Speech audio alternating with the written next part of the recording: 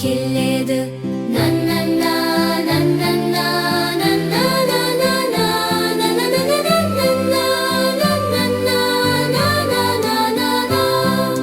Жансая әпкемдей шахматты мен үйренем, әпке Оля сияқты ең жылдам мен жүгірем. Әпкелер, әпкелер, елдің мақтаныштары, мен де сіздер сияқты мықты болғым келеді.